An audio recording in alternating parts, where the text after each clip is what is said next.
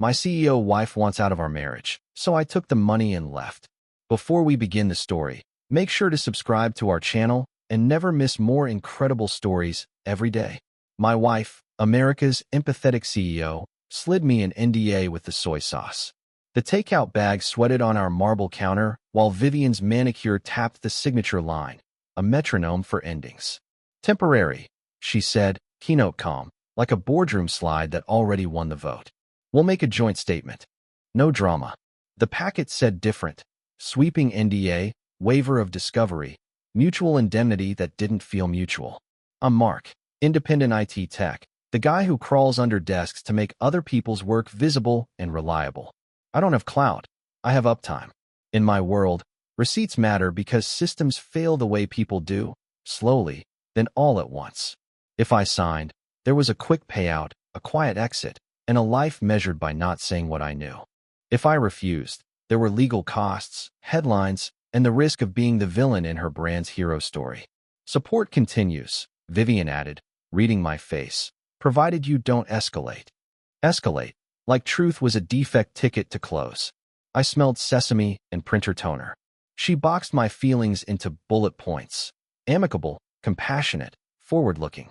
My name appeared as the spouse, lowercase in a contract that shouted everywhere else.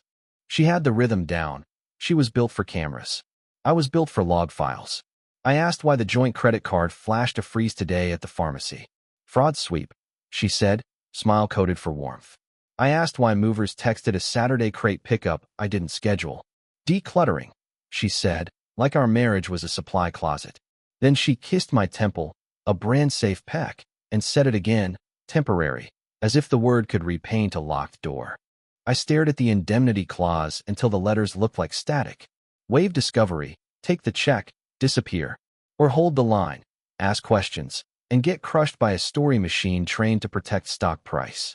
Somewhere between the low main and the signature line, I realized this wasn't a separation. It was a controlled burn to save the building. I closed the folder, and she said, "Don't be dramatic, Mark." The takeout was cooling, the pen was heavy, and I was already the problem to be solved.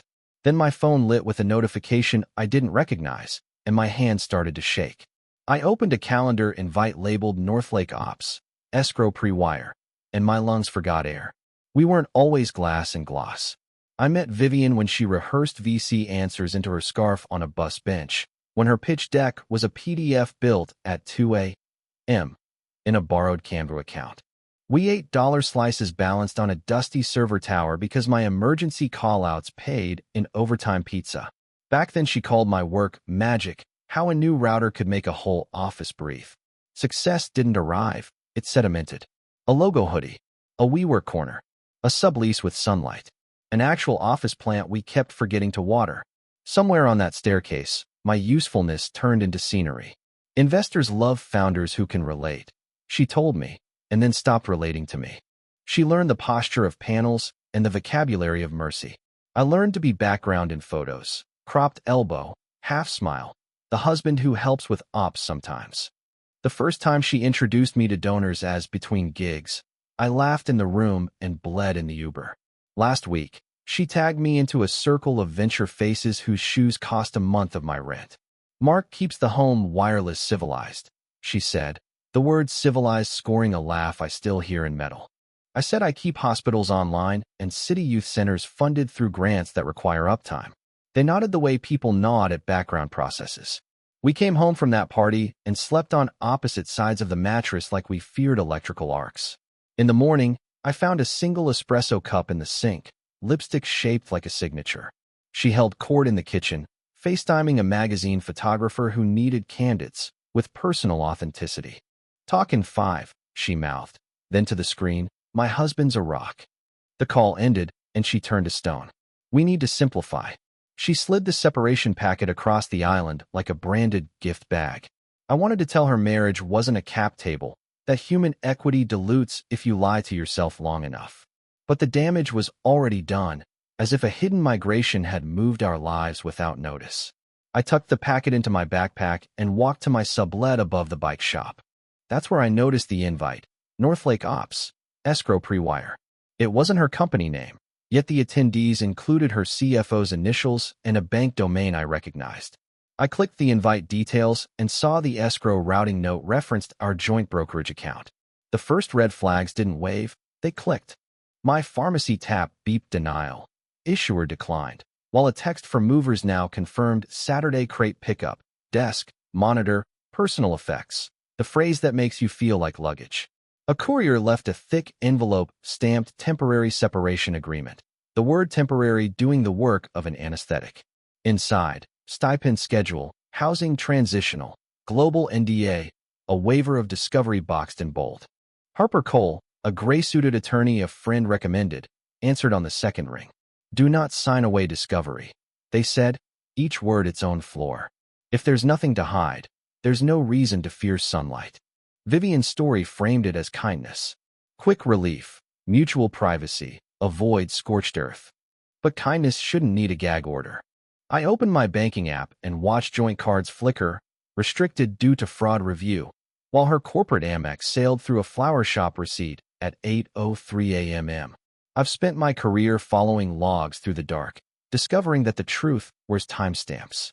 The calendar invite pulsed again. Northlake Ops. Escrow pre-wire. Attendees, P.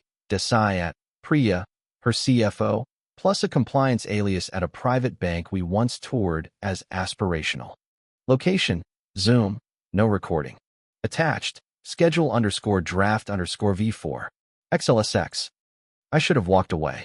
I should have taken the stipend and rented dignity by the month. Instead, I opened the spreadsheet and met a familiar dread. Amounts, dates, note fields, marital brokerage, collateral, bonus escrow, pre-filing hold. Horizon Management LLC. Transfer window. Horizon? I searched emails and found a lease signed not by Vivian, but by Horizon Management LLC, a trust address, and a unit 2 neighborhoods over. The lease start date was last month, overlapping our anniversary. The phone number on the lease matched a burner contact labeled Trainer in her hidden favorites. The PDF property's listed author, P. Desai. I stared at the screen until the cells became a cloud I couldn't climb through. My fingers went cold.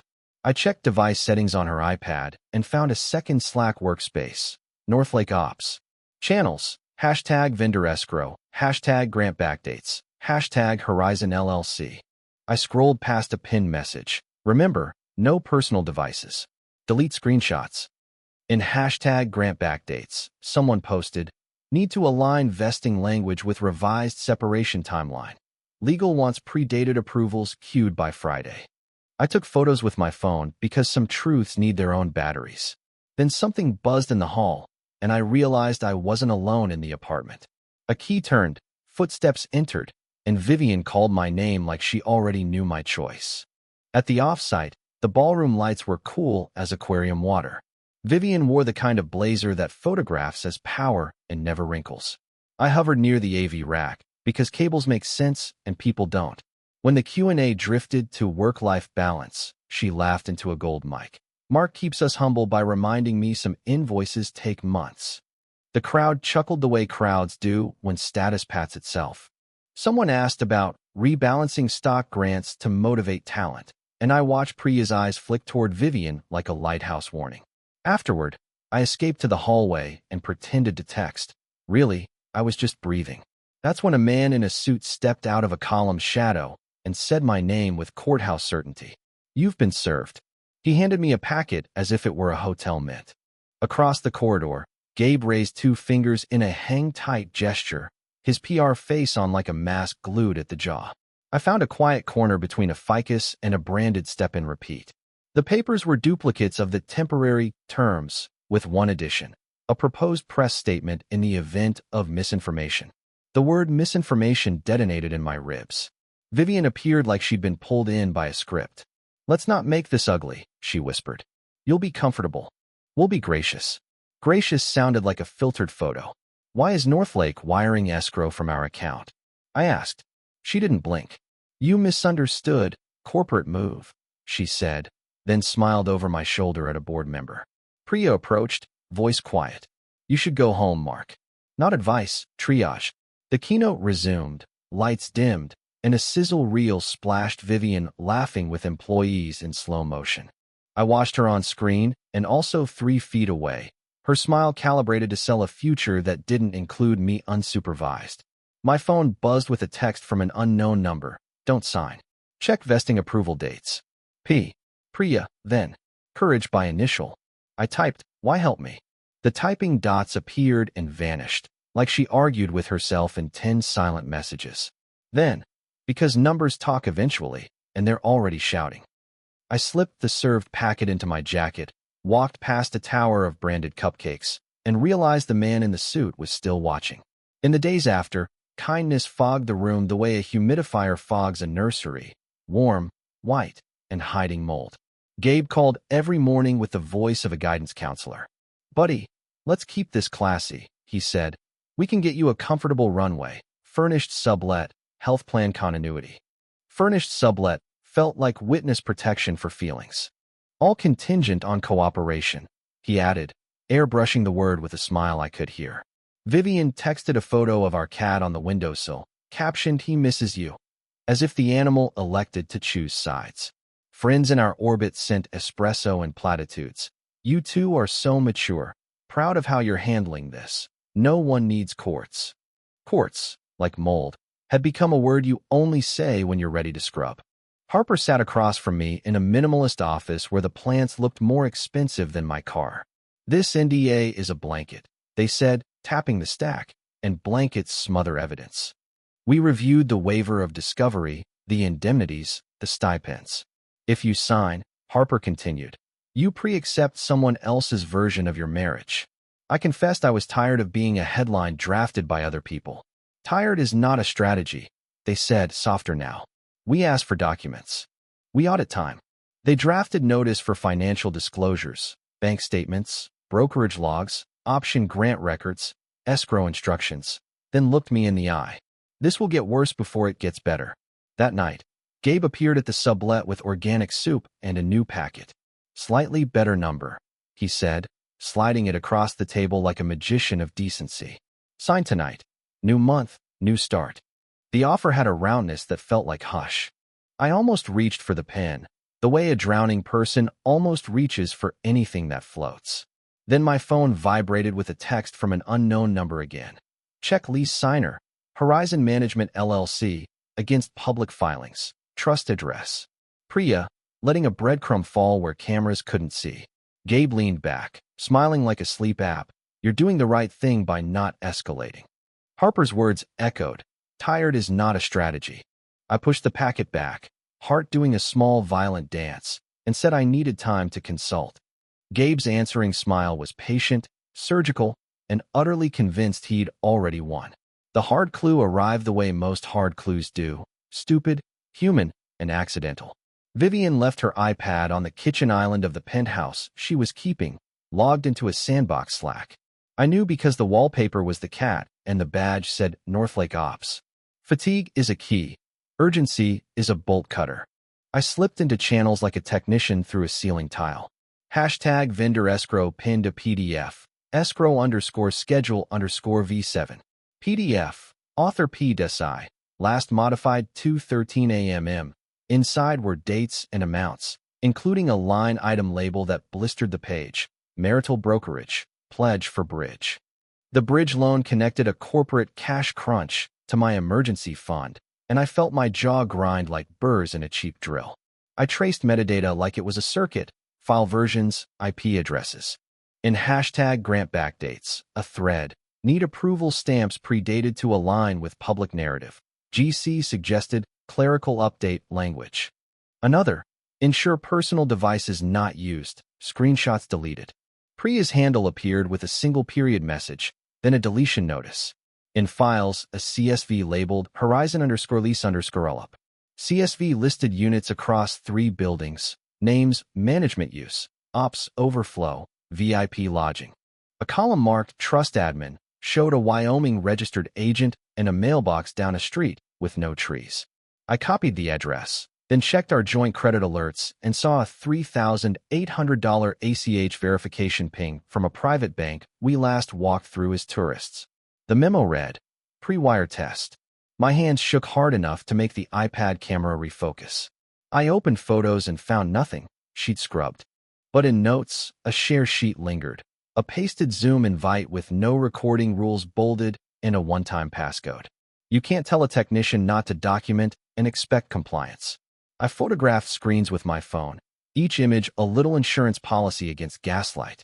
Then the lock clicked, the door opened, and Vivian's voice floated in carrying a scent of winter air and citrus. Mark.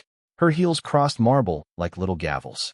I slid the iPad under a magazine and willed my pulse to choose silence.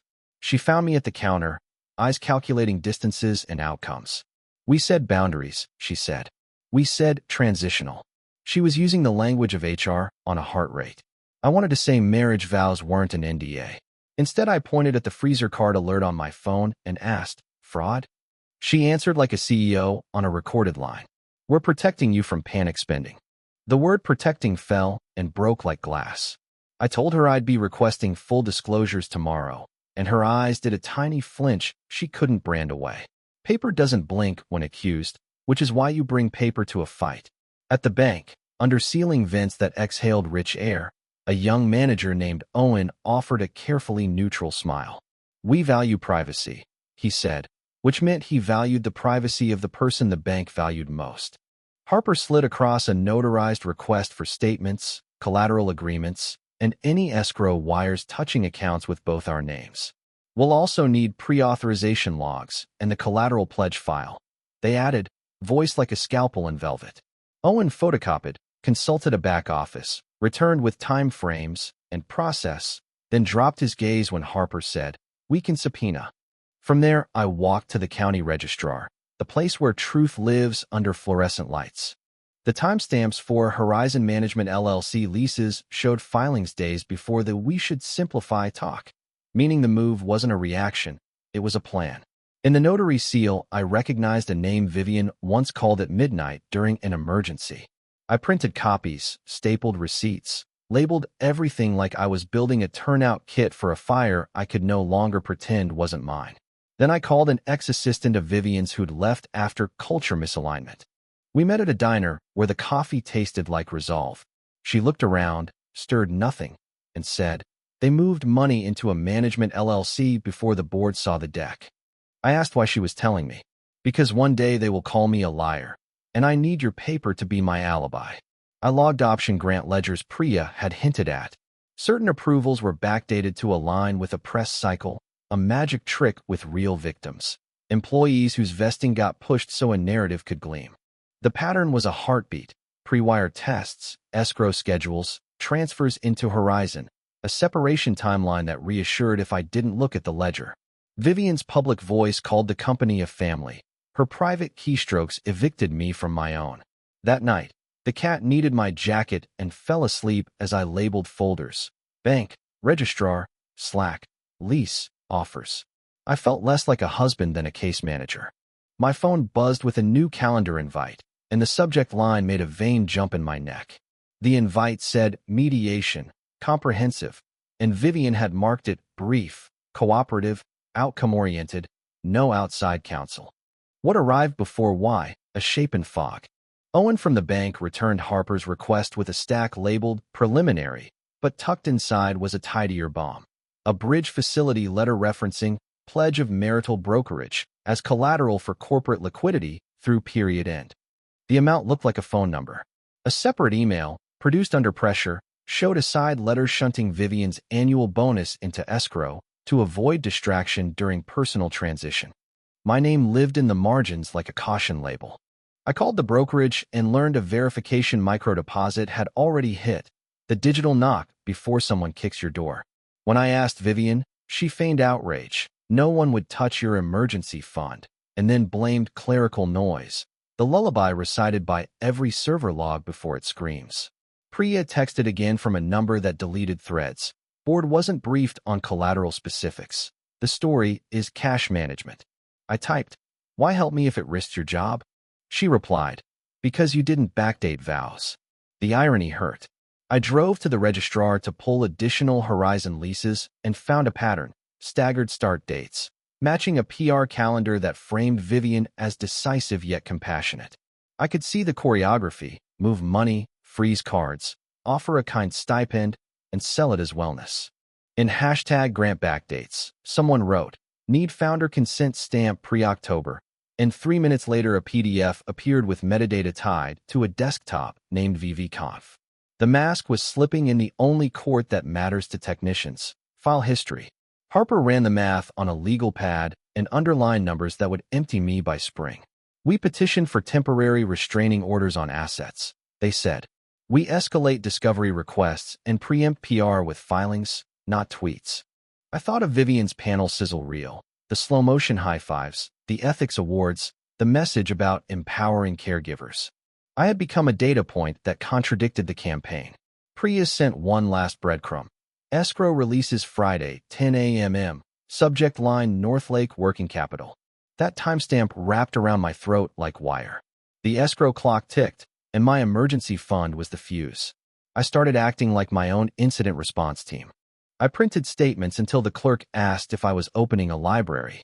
I labeled screenshots with file names that prosecutors would respect and liars would fear. I recorded a call with the private banker after announcing, 3 times, that I was recording. He confirmed an escrow pre-wire test and a pending pledge file associated with a joint account ending 13. Who authorized the pledge? I asked. Silence hummed like a server closet at 2 a.m. I'm not at liberty, he said, and I captured the timestamp like oxygen. Harper arranged courier service for duplicates because paper outruns spin when courts open at 9. Vivian tried a softer script. She sent me a photo from our first apartment. The chipped blue mug I fixed with epoxy, captioned, "You always fix." I wanted to duct tape the leak and call it love. But then Gabe forwarded an updated stipend with revised terms that quietly expanded the NDA and narrowed permissible disclosures to a coffin. Sign, and we can reset the narrative, he said, because narrative pays his rent. I drove to my sublet, opened the windows to the cold, and called Harper. We need leverage, they said, not tantrums. Facts, not fury. So I made a list. Escrow schedule, pledge file, lease under horizon, Slack metadata, option approvals and timestamps, recorded banker call. The dilemma stalked me through the night. Confront Vivian privately, risk evidence getting laundered, or secure leverage first, risk detonating the piece she'd choreographed. Priya's texts were breadcrumbs, not a bridge. She could be fired or painted as unstable before lunch. I wrote a message to Vivian and deleted it. I rehearsed a speech that ended in a lifetime of being the bitter ex. At 3:11 a.m., I stopped thinking like a husband and started thinking like a custodian of truth. I scheduled a meeting with Harper, the bank's compliance officer, and requested that any document production be logged and stamped. I hit record and asked the banker to repeat the memo. Vivian proposed dinner for closure at the kind of restaurant where the napkins have biographies. The host greeted her like a weather phenomenon. You look tired, she said, which is the meanest way to say you're losing. We ordered halibut I couldn't taste. I upgraded the offer, she murmured, sliding a new packet that smelled faintly of perfume and toner. No discovery, no court. We both moved forward. Her hand touched mine for exactly 1 camera-ready second. I saw the performance and also the person, and for a cracked moment I wanted to accept her pardon from a prison she built. Let's be adults, she said. Let's not light each other on fire. She framed my questions as accelerants and her secrecy as a firebreak. What is Horizon Management?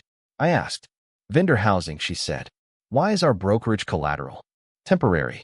Why backdate approvals? Clerical. She held my eyes the way only trained people do, long enough to imprint, not long enough to reveal. The check arrived, and she slid her card with a flourish that annihilated the memory of my declined pharmacy tap. We'll be generous, she said, then added, if you don't escalate. The server left us a dessert menu we didn't open. My chest felt crowded. I could sign and buy quiet, buy sleep, buy a future measured by swallowing my name. Vivian leaned in. We can be friends, she lied. Under the table, my phone buzzed, a Morse code I recognized now as survival. I glanced down. Unknown number. 1 line. Do not sign tonight. Audit Schedule D. Escrow releases. P. Vivian watched my face and smiled like she'd already solved me.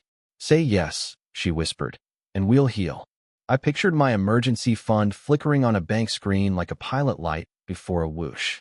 I pictured the employees whose vesting got aligned to a press cycle. I pictured my mother, who taught me you don't put truth on layaway. Then my phone vibrated again with a single word, compliance. We built the setup like a scaffold you climb only once. Harper submitted emergency motions for temporary restraining orders over marital assets and noticed the bank of our intent to examine the pledge file. We requested a meeting with their compliance officer and insisted all documents be produced in person, stamped, and logged in front of counsel. The presence of compliance changes posture, Harper said. People tell the truth differently when the room remembers. I asked Priya to attend as a note-taker, a label bland enough to survive calendars. She responded with a single thumbs up and a calendar block titled Facilities. I emailed Vivian and Gabe an invitation, clarifying session, neutral and soporific, copying Harper, the banker, and a paralegal whose job in this life is to witness. This is unnecessary, Gabe replied instantly. Vivian wrote, happy to clarify privately to avoid confusion, then sent a second message 2 minutes later. Will attend. I took that as a tell. If she refused, we'd accuse her of hiding. If she came, paper would meet pageantry. I spent the night arranging exhibits like stage props. The escrow schedule, the lease stack, the Slack screen photos, the option ledgers, my recorded banker call transcript with timestamps lined up like soldiers. Stomach acid replaced coffee. My hands memorized the texture of manila. Harper rehearsed with me like a coach before a deposition. Short questions, no speeches, they said. Let paper talk. They underlined 3 lines on the escrow schedule and circled a memo header that contradicted Vivian's temporary lullaby. Don't chase reactions, they warned. We're here to introduce daylight. I nodded until my neck hurt. The cat blinked at me like a bored juror. At 9:58 a.m., I entered a glass conference room where the city curled outside like a postcard. The banker arrived with a compliance officer who looked carved from procedure. Vivian swept in wearing white like a verdict. Gabe followed, cologne of apology. Priya slipped in quietly and opened a notebook that would later become a shield. If she came, the paper would finally have a face. We started with exhibits because truth gets shy around charm. Harper slid Schedule D, escrow releases, across the table and asked the banker to confirm authorship and effective dates. He cleared his throat, stared at compliance, and nodded. Confirmed. Line 3 cited marital brokerage, pledge approval, authorized by V. Lane, and the date was 3 days before Vivian said, we should simplify. There was a second document, side letter, retention bonus, mapping a route where her bonus flowed into escrow insulated from disruption risk. What is disruption? Harper asked. Personal developments, the banker said, flushing the color of liability. Vivian's jaw ticked 1/10 of a millimeter. Next, option grant approvals.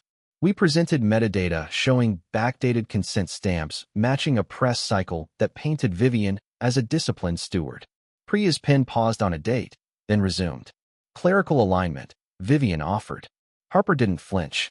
Clerical alignment that delayed employee vesting while insulating the founder's optics? Silence gathered like rain at the windows. We introduced the Horizon lease stack, trust details, and the burner Slack. Northlake Ops, I said, and Gabe shifted in his chair like a man sliding on ice.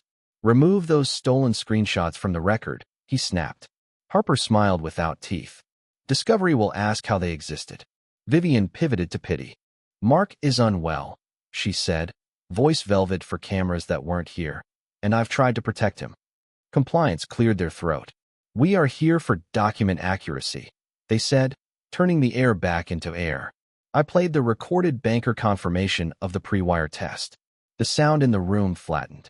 The banker confirmed the memo again, in stereo now. Harper asked if any funds had moved. Pre-wire only, he said, then added. Release scheduled Friday, 10 a.m., pending no holds. Vivian's smile recalibrated, slipping like a mask in a hot room. She inhaled to perform and found no stage. Vivian smiled wide, then asked the room who trusted my stability. Fallout is gravity disguised as ethics. Harper filed motions before lunch. The judge, mercifully alert, granted interim protections on marital assets and instructed the bank to freeze any release touching our brokerage pending a hearing. Overnight, Gabe's whisper network sprouted thorns. A friendly blog ran a blind item about a founder's spouse spiraling and unfounded allegations. A former client emailed regret about reputational risk and closed a contract that paid my rent. I spent the afternoon calling utilities like a man bargaining with a ledger. Meanwhile, Vivian posted a photo of a team offsite with a caption about resilience, and I wondered if resilience meant surviving the damage you do. Priya texted from a burner app, her sentences clipped to fit the fear. Board knows now, she wrote. Some angry, some relieved someone else finally said it. I asked if she was safe. Define safe. Then, they'll look for a scapegoat. Keep dates straight. That night, my hands wouldn't stop shaking. Harper called and told me to breathe like it was a procedure code. The next move is theirs, they said. We stay boring. Boring wins in court. I believed them and also wanted to smash a plate. The hearing date came in like cold mail, Monday, 9 a.m. I practiced answers to questions only monsters ask. Did you fabricate screenshots? Did you misunderstand clerical? Are you motivated by jealousy? The truth wears ordinary shoes and shows up anyway. Priya sent one last text. If they threaten my job, I'll confirm under oath. I stared at those words until they became a prayer. I slept badly and woke into an email from the bank confirming the hold, the legal equivalent of a sandbag against a river. By morning, the company's Slack leaked a sanitized memo about temporary adjustments to options to align with operational cadence, and employees DM'd me from addresses I didn't recognize. By Monday, 2 contracts evaporated and my landlord asked for assurances. Healing isn't cinematic. It's a spreadsheet you update with a therapist. I moved to a smaller place where the cat's footsteps sounded like kindness. Harper negotiated a settlement that swapped hush for sunlight. A fair division, documented to the screw, no gag clauses, no liability shields for corporate debts disguised as marital cooperation. Vivian wanted me to co-sign a letter praising her leadership. I refused because leadership isn't a costume. Terms hardened.